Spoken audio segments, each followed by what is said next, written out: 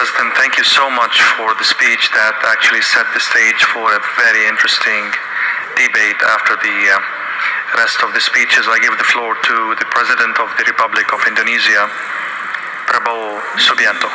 The floor is yours.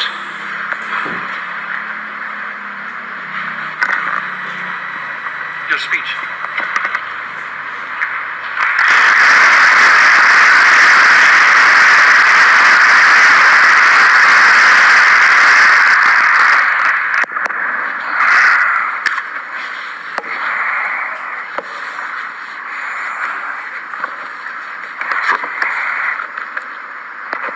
Your Excellency, President Vladimir Putin, President of the Russian Federation, Your Excellency Prince Nasser bin Hamad Al Khalifa, National Security Advisor to the King of Bahrain, Your Excellency Paul Mashatile, Vice President of South Africa, Your Excellency Mr. Ding Xuexiang, Vice Premier of the People's Republic of China, distinguished ministers, business leaders, ladies and gentlemen, participants of this forum. I'm honored here today to be invited and to speak in this forum, the St. Petersburg International Economic Forum 2025. This forum is a forum that combines and gathers leaders from the West, the Global South, the East, and where Eurasia meet. Indonesia views the summit as an opportunity to forge strategic trust, an opportunity to make deals in an increasingly complicated geopolitical situation.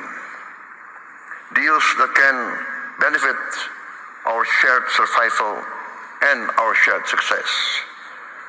On this occasion, I would like to introduce myself.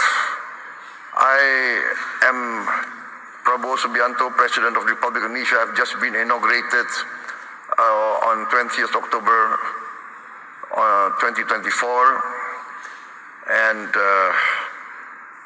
this was my first International Economic Forum. So I apologize if I'm a bit nervous.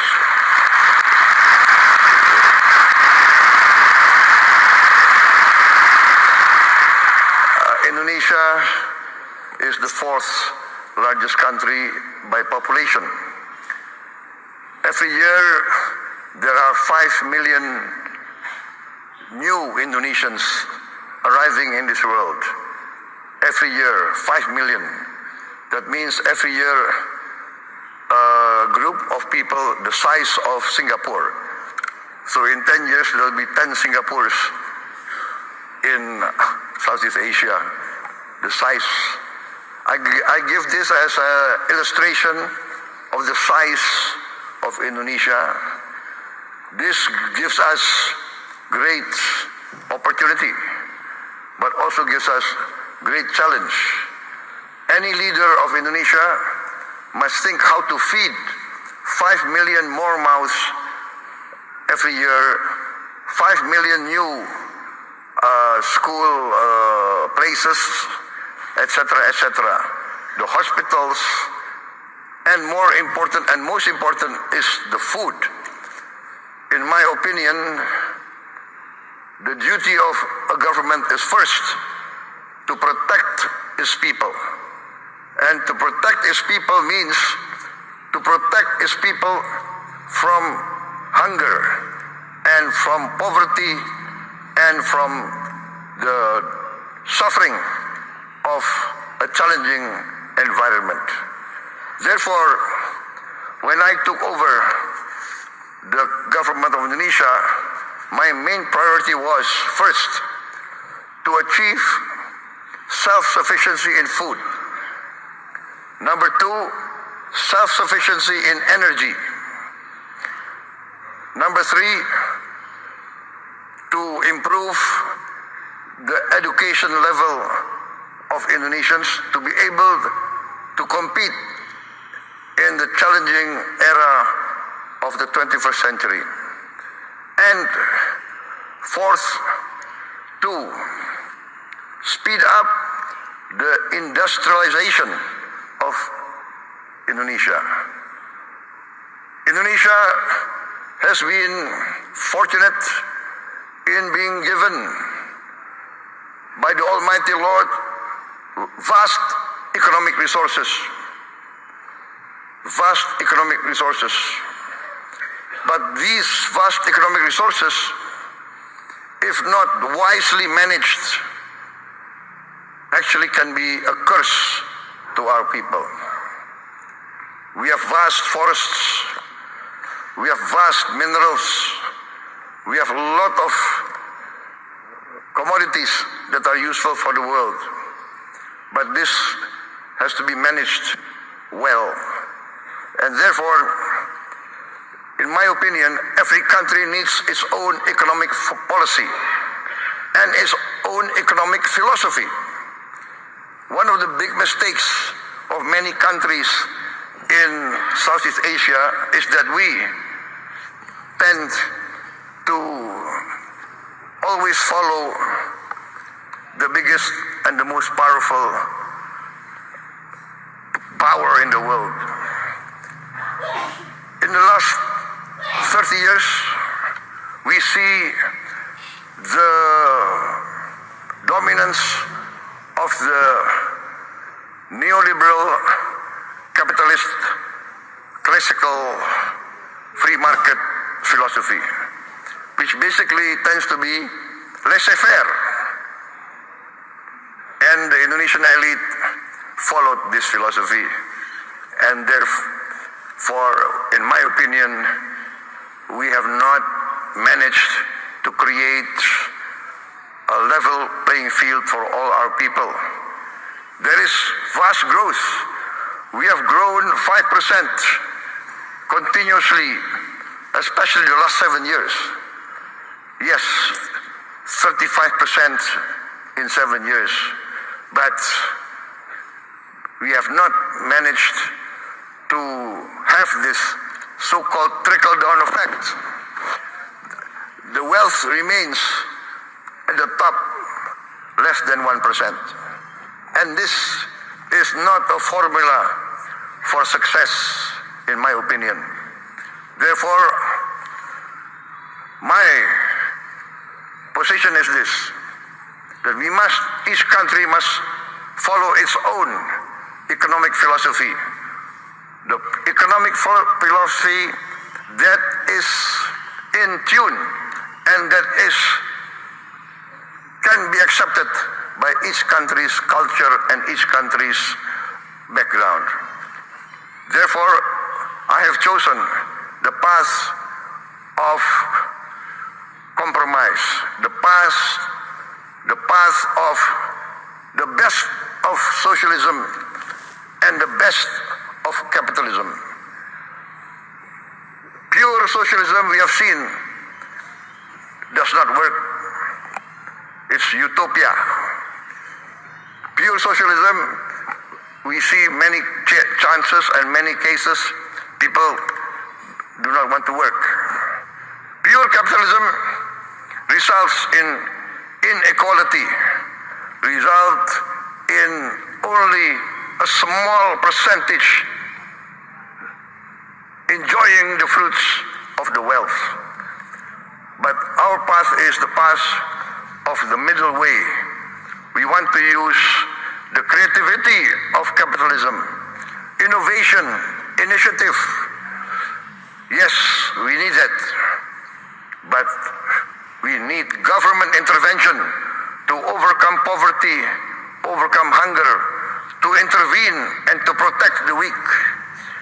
Because there's a danger in developing countries like Indonesia of what we consider the danger of state capture. The collusion between big capital business and government officials and political elite. In the end, the collusion between these two groups does not result in the alleviation of poverty and the widening of the middle class. Therefore, we have chosen the philosophy which in essence and in simplicity can be reduced to one sentence. The greatest good for the greatest many. That is our philosophy. Our government must work to bring the greatest good to the greatest many. And in this case, we have to have a clean government, free of corruption. And this, I think, is the key of rapid development. I am proud to stand here before you. In my 7 months of administration, we have achieved an increase in rice and corn production of around 50%. And this is the greatest increase production in the aggregate in the history of the Republic of Indonesia. And we have now in our government warehouses 4.4 million tons of rice, which is the largest reserve in the history of the Republic of Indonesia.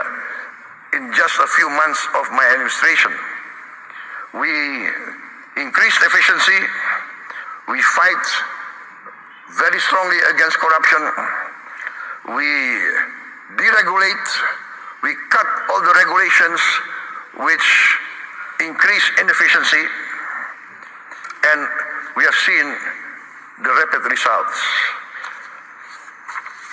I believe that if Indonesia can play a good role, a positive role in international relations, for instance, our participation in BRICS, we thank the government of Russia for supporting us to be a member of BRICS very fast. I think we are one of the fastest members to be accepted in BRICS. Also, Madam President, former President of Brazil and President of the New Development Bank, we are also accepted into the member of New Development Bank also very fast.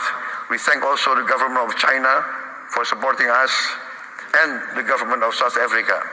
And we believe that together BRICS can contribute significantly to stability, prosperity of the world.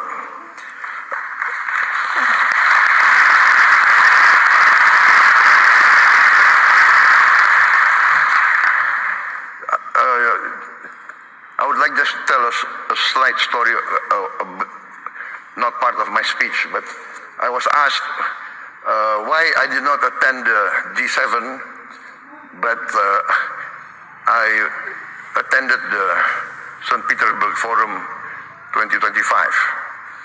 And it's not because I did not respect the G7, it's because I gave my commitment to attend this forum before they invited me. So that's the only reason.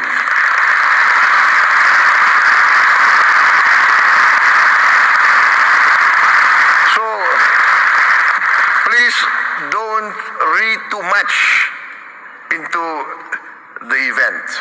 Sometimes political observers, they want to read, is this a political statement? Right? No.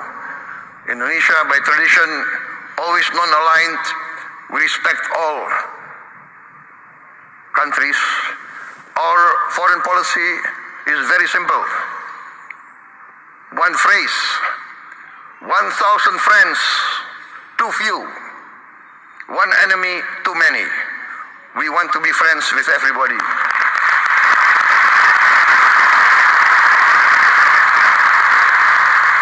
Only with friendship, collaboration, can we achieve prosperity. So thank you very much, President Putin, for inviting me. And because you invited me, I can be here today in this historic city, a city of heroism, a city of great patriotism, and as a amateur student of history, I followed the history of Russia, and I know the significance of St. Petersburg, and I had the honor of attending the cemetery of the victims of the war a few days ago. So thank you very much for this invitation.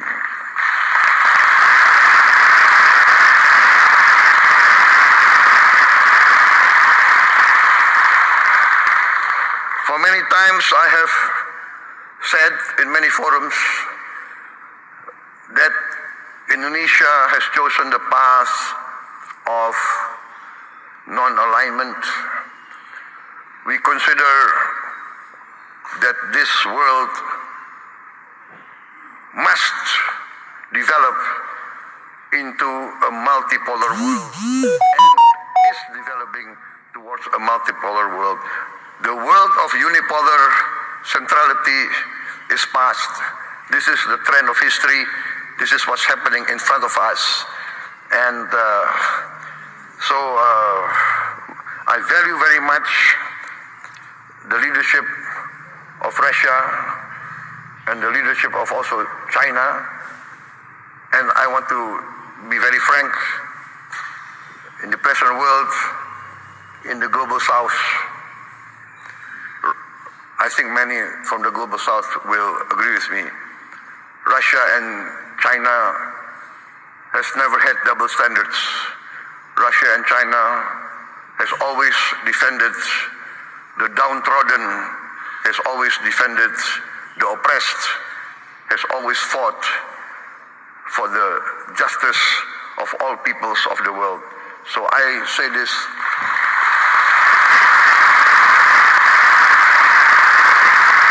from my heart.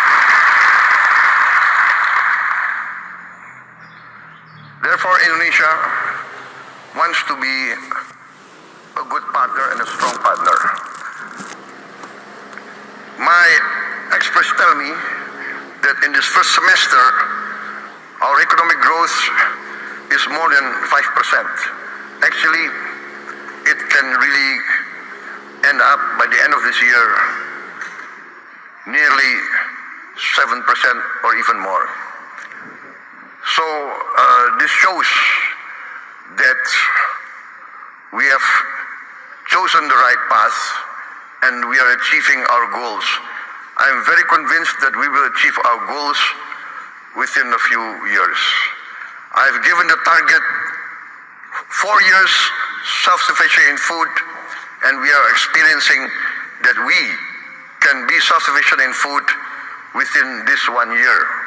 And we will be, in a few years, a net exporter of rice and corn. Also, now I have formed a sovereign wealth fund, which we call Danantara, which means the future energy of Indonesia. So this fund we make to protect the wealth of our children and grandchildren. The fund now has $1,000 billion of asset under management.